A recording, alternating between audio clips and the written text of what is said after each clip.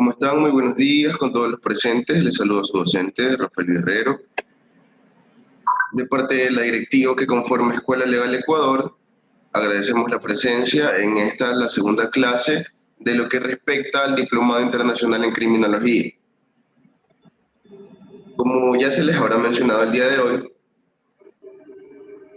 debatiremos acerca de los temas tales cuales son la escuela clásica, escuela positivista y la escuela de Chicago, ¿no?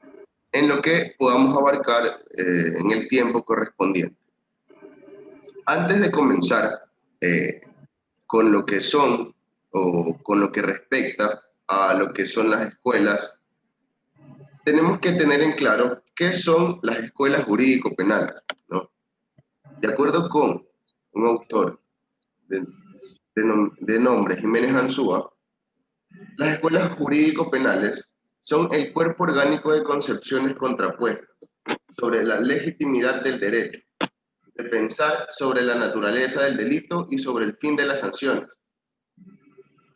Sáenz Cantero define a las escuelas jurídicas penales en un sentido más amplio, indicando que son la dirección de pensamiento que tiene una determinada dirección, trabaja con un método peculiar y responde a unos determinados presupuestos filosóficos penales.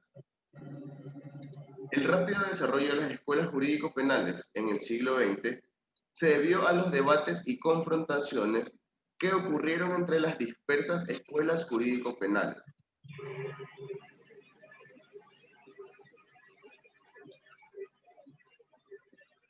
Ahora, en el ámbito jurídico penal y criminológico, sabemos que el comportamiento humano es el que ha sido en todos los tiempos motivo de interés y preocupación por estudiosos y especialistas de diferentes disciplinas. Estos comportamientos están basados o regulados en las normas legales que rigen en determinado tiempo a un Estado. Son los que estudia la ciencia normativa. Esta ciencia estudiará los modelos de comportamiento humano que la ley describe como delitos y todas las sanciones que se podrían aplicar para cada comportamiento establecido y la ciencia aplicativa. Por su parte, se ocuparía en indagar las circunstancias temporoespaciales, instrumentales y personales en las que se realizó el hecho punible. Entonces, en torno a esto, y en teorías modernas, ¿no?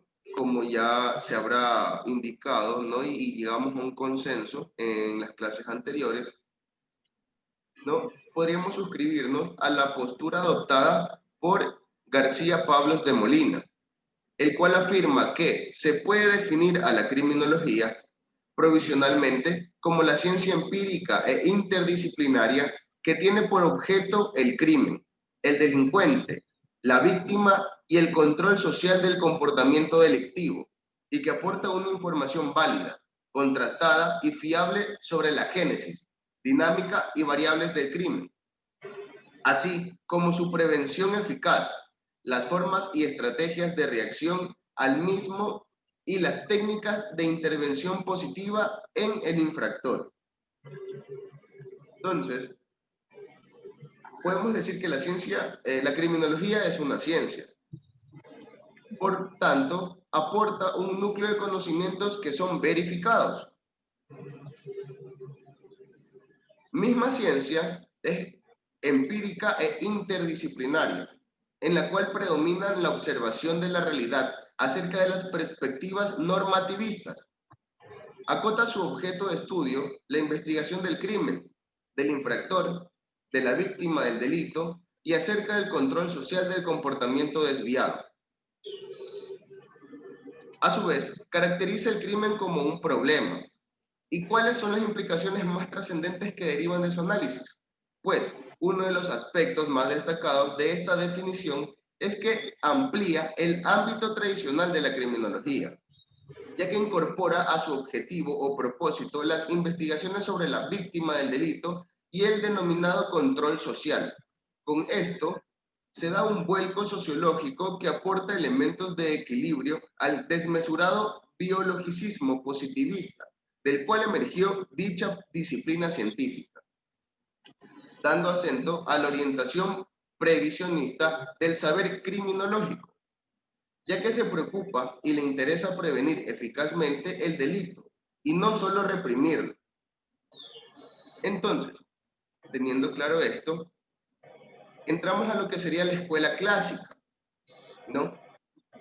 Y viene una pregunta, ¿no? La clase anterior se mencionó a la escuela clásica y a la escuela positivista. Yo quisiera que alguno de ustedes me ayudase indicando qué diferencias existen entre estas escuelas, si existen o no existen diferencias, si son las mismas y cuáles son aquellas, ¿no? Tal vez alguien que pueda acotar algo al respecto de manera... ¿Cómo está? Muy buenos días, estimada Nancy.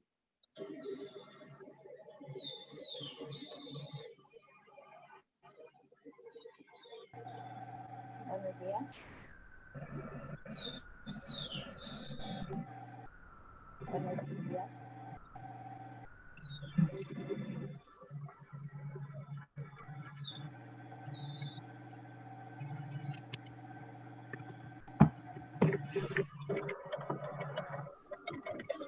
Bueno, entonces vemos, ¿no?, que los positivistas del siglo XIX bautizaron con el nombre de escuela clásica a todo lo anterior a ellos, a las doctrinas que no se adoptaban a las nuevas ideas, a los recientes sistemas.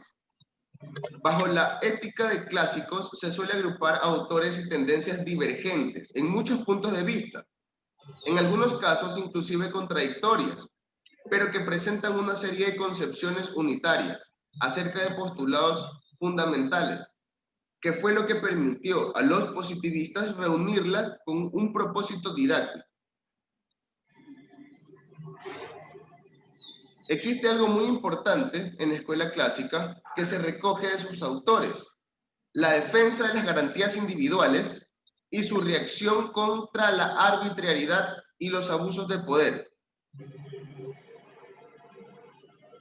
Se reconocen como representantes de estas escuelas destacados de la escuela clásica del derecho penal, además de César Beccaria, entre otros a Giovanni Carmignani, Pellegrino Rozzi y Francisco Carrara.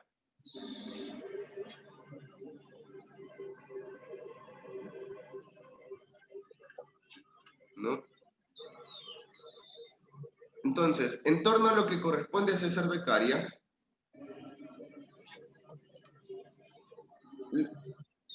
para algunos autores, ¿no?, de lo que respecta a la criminología clásica, esta fue fundada por César Beccaria.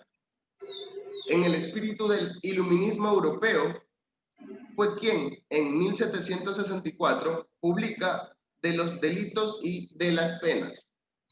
En dicha obra compendía las leyes existentes, proponía escribir las leyes para que pudieran ser comprendidas por todos los individuos y no solo por máximos juristas, tratando de encontrar la igualdad de todos los ciudadanos ante la ley y evitar una interpretación desviada por conceptos morales de los juristas o los jueces.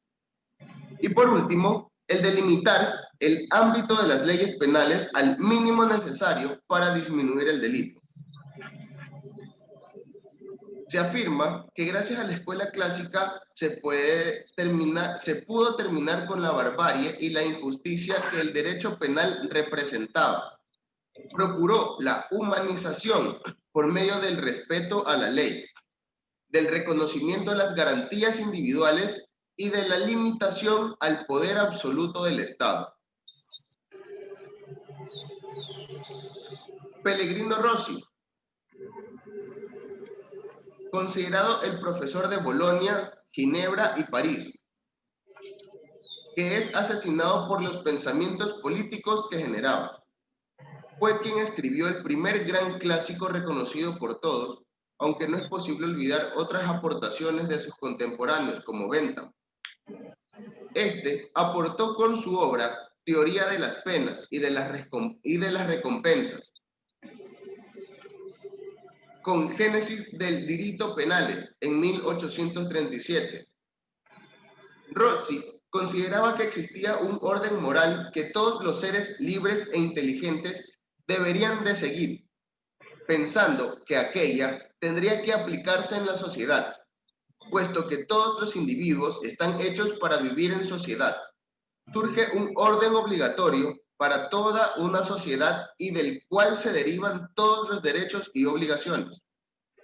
Él piensa que la capacidad de juzgar le pertenece al superior, pero no niega que todo hombre, al ser tal, es inteligente y puede juzgar por igual. Para Rossi, el fundamento del derecho de castigar es el eterno principio de la justicia.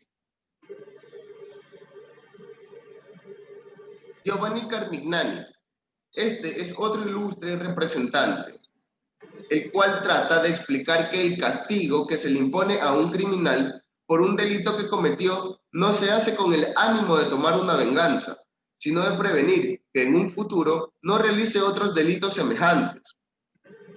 Este ilustre representante fue profesor de Pisa y en sus Elementa Juris Criminalis hace a la necesidad del orden social como la fuente y la ley moral como el límite.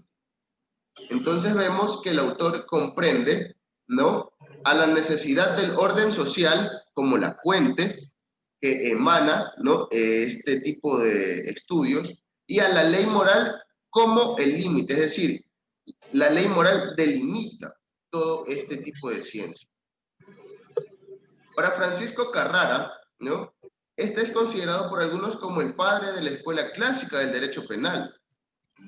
Este autor, en 1859, escribió Programma di diritto criminale, lo cual llevó al derecho penal a su verdadera esencia jurídica.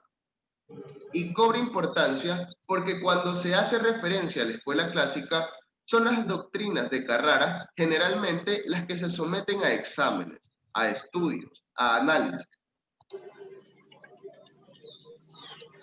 El conjunto de doctrinas representan el término de la evolución de la escuela clásica, puesto que este autor sostiene que el derecho es connatural al hombre.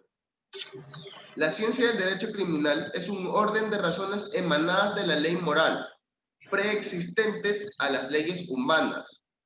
El delito es un ente jurídico que reconoce dos fuerzas esenciales. Según Carrara, el delito es la infracción de la ley del Estado promulgada para proteger la seguridad de los ciudadanos, resultante de un acto externo del hombre, positivo o negativo, moralmente imputable o políticamente engañoso. La pena, indica el autor, no debe exceder a las necesidades de la tutela jurídica, puesto que si ésta las excede, ya no es protección del derecho, sino violación del mismo. La imputabilidad penal se funda en el principio del libre albedrío. Carrara dice: no me ocupo de cuestiones filosóficas, presupongo aceptada la doctrina del libre arbitrio y de la imputabilidad moral del hombre, y sobre esta base edificada la ciencia criminal, que mal se construiría sin aquella.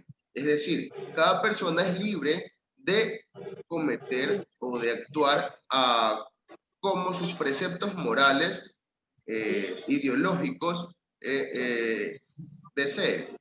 No, nadie obliga a nadie a actuar de una forma determinada, más el Estado es el cual se debe encargar de corregir estos hechos o actos en los que incurren, ¿no?, o se puedan generar de forma externa, ¿no?, y de igual manera, sosteniendo que este es un derecho connatural del hombre. Esta base de la teoría clásica de la criminología estaba apoyada sobre la teoría del contrato social, la cual sostenía que los hombres se reunían libremente en sociedad, conforme a una serie de acuerdos que garantizaban el orden y la convivencia.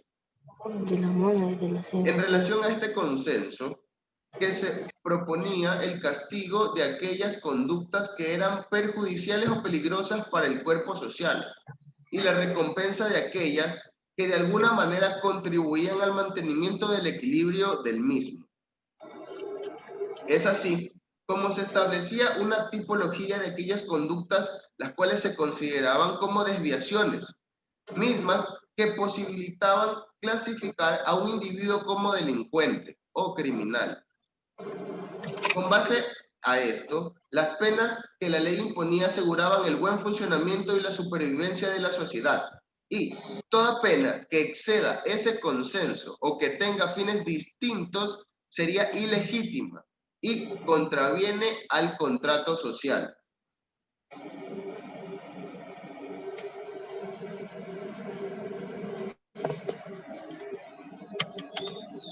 Entonces vemos que para esta escuela los hombres viven en sociedad de acuerdo a un contrato social por el cual cada individuo suscribe libremente su adhesión a la comunidad, que le provee orden y seguridad.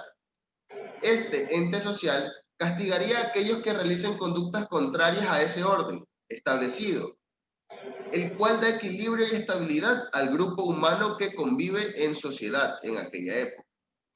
El individuo que por medio de su conducta desviada perjudica a la comunidad sería estudiado por la criminología, la cual dará los tipos penales que sancionarían conductas jurídicas reprochables.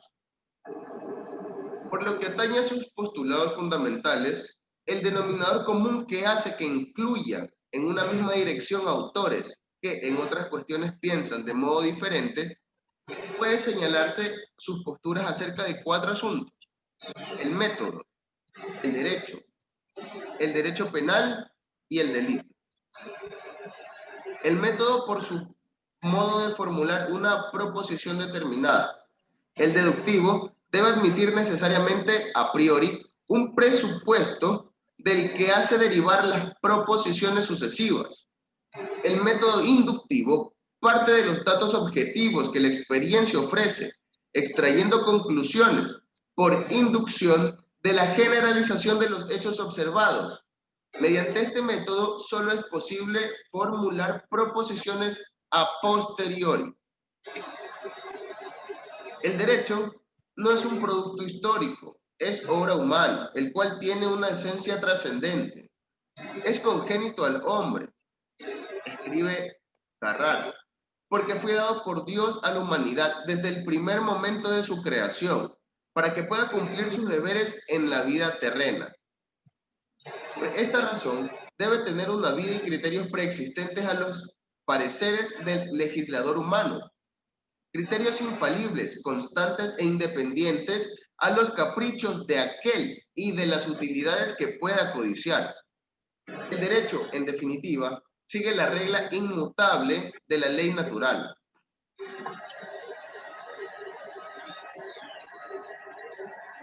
Entonces, en resumen, a ver, lo estamos por derecho, continuamos con el derecho penal. La concepción clásica gira en torno a esa idea de ley natural como módulo de derecho. En la sociedad civil es necesaria a la raza humana para la observancia de la ley moral. A su vez, la sociedad civil precisa de una dirección unificada, provista de facultad de prohibir ciertas conductas y castigar a quienes las realicen. La sociedad civil, la autoridad que la preside, y la facultad de prohibir y castigar que le corresponde, no son más que una cadena de instrumentos de la ley del orden. En consecuencia, el derecho penal tiene su génesis y su fundamento en la ley eterna de la armonía universal. En una ley que es absoluta porque es constitutiva del único orden posible para la humanidad, según las previsiones y las decisiones del Creador. En este contexto, se comprende como creador a un Dios, ¿no? A un ente o a una deidad superior a todos nosotros.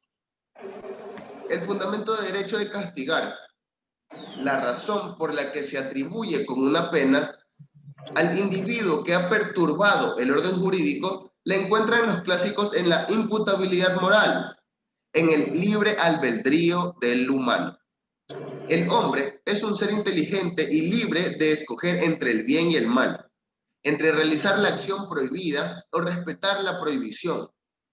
Si a pesar de esta libertad de cual estamos dotados, ha elegido el camino del mal, ha perturbado libremente el orden jurídico, es justo que se le atribuya con otro mal, que se le castigue con una pena o sanción. El delito. Para la escuela clásica, el delito no es un simple hecho, sino un ente jurídico, según la fórmula sacramental de Carrara, concebida como principio a priorístico de toda su construcción. De esencia, o su esencia, está constituida por la relación de contradicción entre el hecho del hombre y la ley. La idea del delito no es más que una idea de relación, la relación contradictoria entre el hecho de hombre y la ley. Solo en esto consiste el ente jurídico al cual se le da el nombre de delito. Como condiciones derivadas de sus principios positivos, se señala que la pena ha de ser aflictiva para el reo, física o al menos moralmente ejemplar.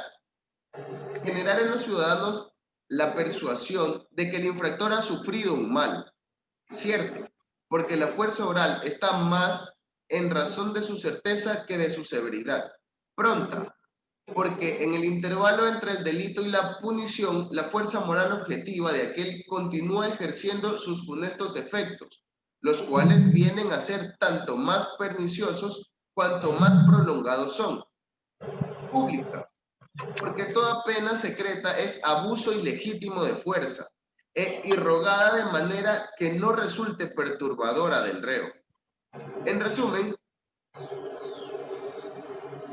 los caracteres o postulados comunes dentro de la escuela clásica serían la igualdad de derechos, el libre albedrío o la capacidad de elección, la entidad del delito, con independencia del aspecto interno del hombre, la responsabilidad moral, la pena proporcional al delito, el método deductivo teológico o especulativo.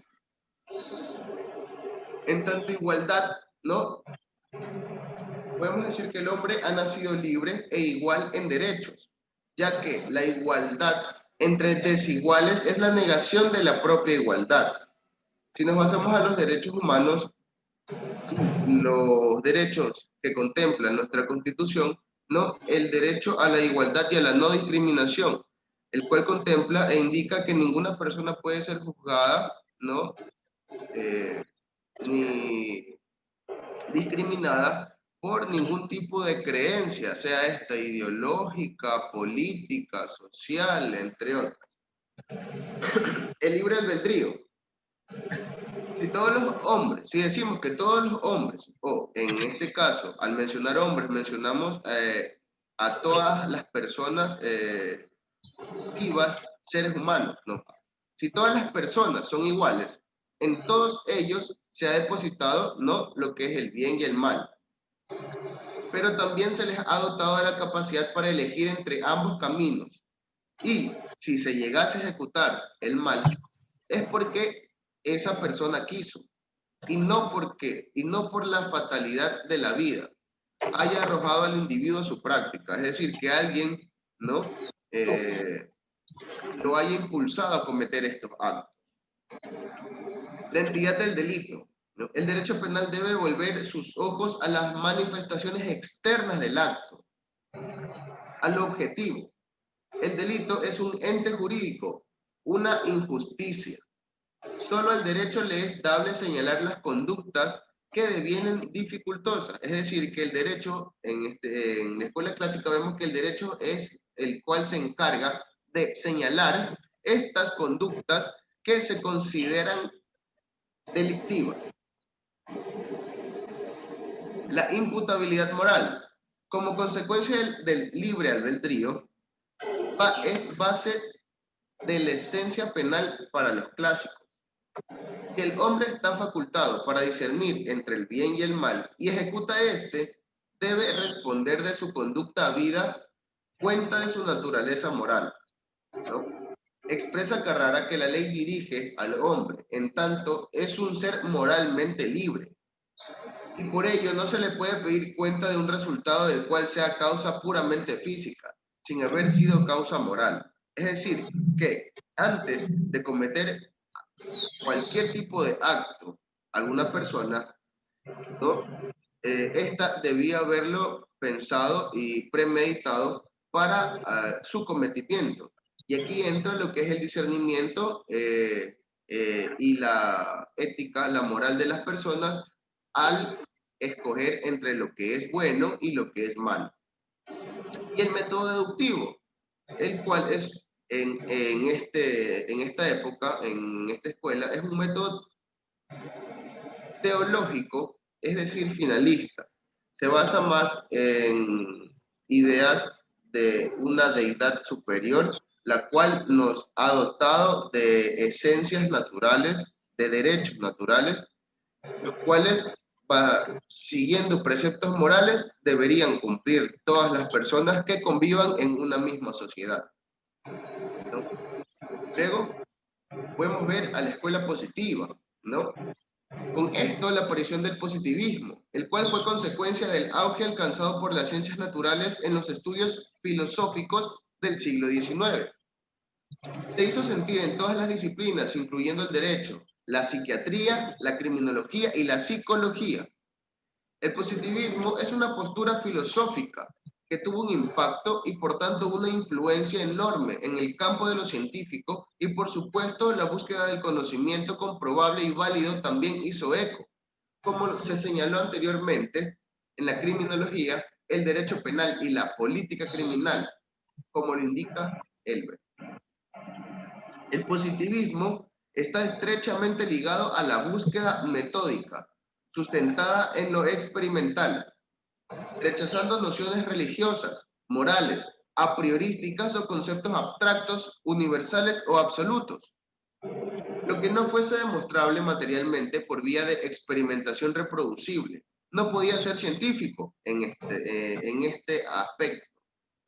El positivismo se expandió exitosamente como un pensamiento progresista, revolucionario, capaz de sacar al mundo del atraso y del oscurantismo religioso o supersticioso del siglo precedente. El hombre y la ciencia serían artífices de todas las explicaciones y los descubrimientos capaces de superar todas las enfermedades, los obstáculos sociales y hasta la propia naturaleza. El positivismo no niega la existencia de lo absoluto o metafísico, pero tampoco se ocupa del problema, limitándose al estudio de lo real. Por ello, los positivistas negaron carácter científico a las disciplinas filosóficas propiamente dichas. En estas, autores como Augusto Comte, el cual es considerado como el padre del positivismo, y a partir de él, justamente, se inicia el interés por clasificar las ciencias.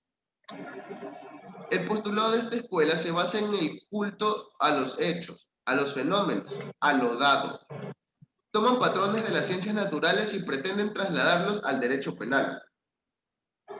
Tres fueron los personajes más representativos dentro de la escuela positiva, tales como César Lombroso, Enrico Ferri y Rafael Garófalo. El positivismo criminológico destronaría al hombre, privándole de su centro y de su reinado, al negar el libérrimo control del mismo sobre sus actos y su protagonismo en el mundo natural, en el universo y en la historia.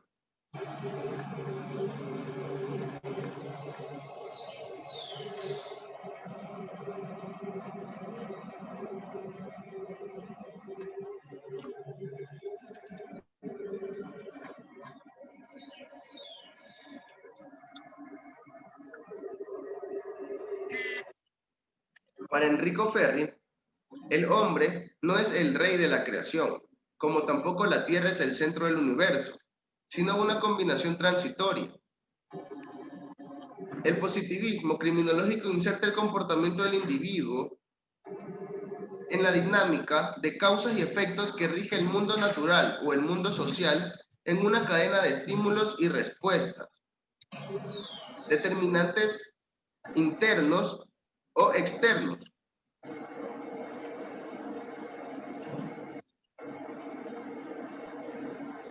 Para el positivismo, el infractor es un animal salvaje y peligroso, inmerso en su propia herencia patológica o receptor de procesos causales ajenos al mismo. En materia penal, la escuela positiva se presenta igualmente como la negación radical de la clásica, pues pretende cambiar el criterio represivo, suprimiendo su fundamentación objetiva al dar preponderante estimación a la personalidad del delincuente. La primera pregunta que hacen los positivistas es cómo poder controlar el fenómeno y prevenirlo. La prevención no es nada diferente de la preparación y disposición que anticipadamente se haga para evitar que algo acontezca. Como podemos prevenir la muerte por inundación o fiebre o el contagio de algún tipo de enfermedad. Pues teniendo un previo conocimiento, experiencias que nos vayan suministrando datos, factores que nos permitan facilitar la acción o decisión oportuna y correcta. Así podremos pronosticar las causas de por qué delinque un individuo. Con tal conocimiento aplicaremos el correctivo y como consecuencia lógica podremos controlar dicho problema. Con base en las anteriores premisas, esta escuela positivista propone la necesidad de profundizar en el estudio natural del delito y sus causas, lo que permitirá descubrir las medidas correctivas para combatir el fenómeno, pretendiendo incluso que un día se podría llegar a predecir quién y en qué forma delinquirá, más aún el número de delitos que se darían en cada época o región. Se señalan como factores favorables al respecto la comprobación de la ineficacia de las concepciones clásicas para la disminución de criminalidad, el aumento que ésta había experimentado,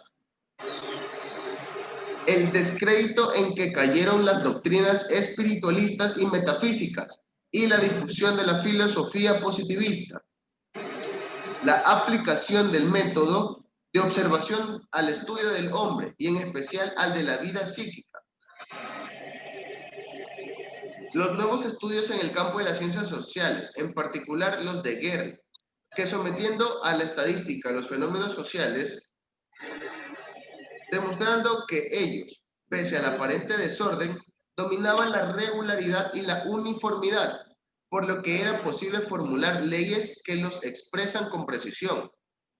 Y las nuevas ideologías políticas, que al mismo tiempo que predicaban que el Estado debía asumir una función positiva de realización de fines sociales, reconocían a su vez que en la protección de los derechos del individuo se había ido más allá de los límites necesarios, sacrificando los intereses de la colectividad.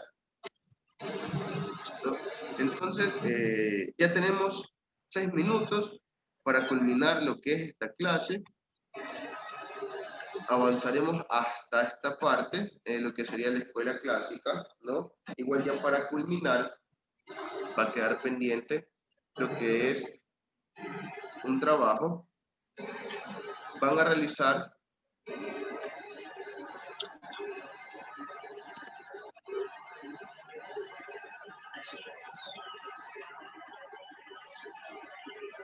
lo que es un mapa mental, ¿no?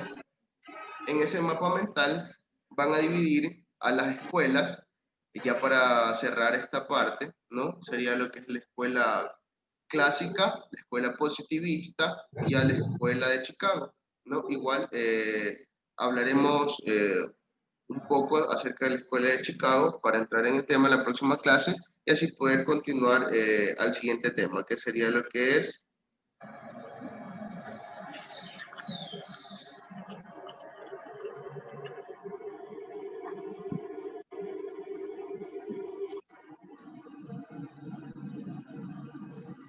¿no? En este mapa mental, ¿no? Subdividirán a las escuelas, la escuela clásica, ¿no? En ella indicarán, ¿no? A los autores más importantes, ¿no? De estos autores van a colocar en sus palabras, ¿no? Una interpretación personal de las teorías que cada autor, ¿no? Aportó en la formación de esta ciencia, de la criminología.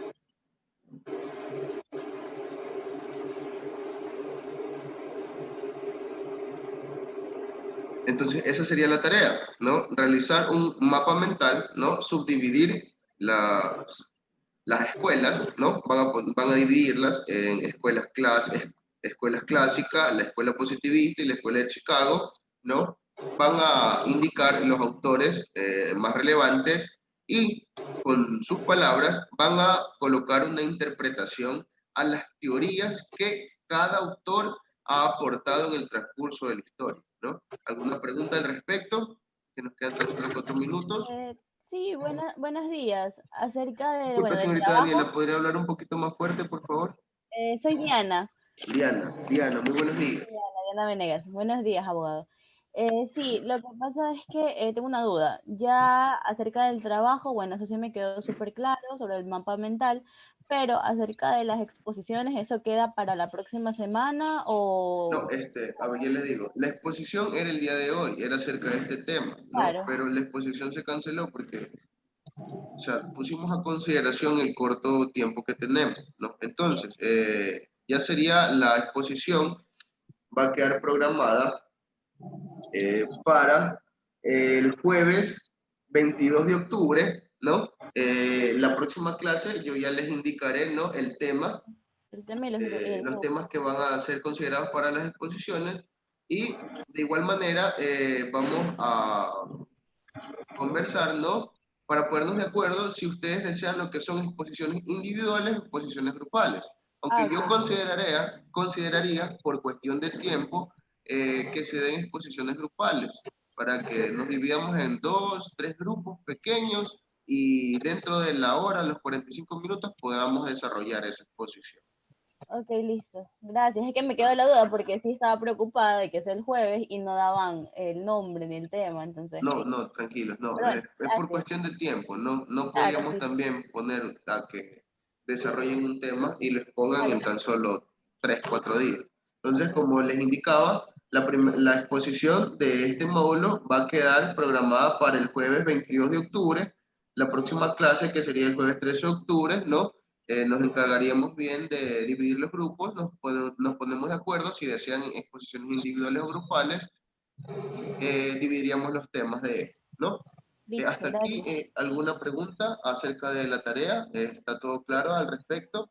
Muy buenos días. Profesor, buenos días. ¿Sí me escucha? Buenos días. Disculpe, yo quiero hacer una pregunta en cuanto a la asistencia. ¿La asistencia nos va a correr solo por este medio o tenemos que hacerlo tal vez en alguna plataforma? No, las asistencias las contamos a través de este medio.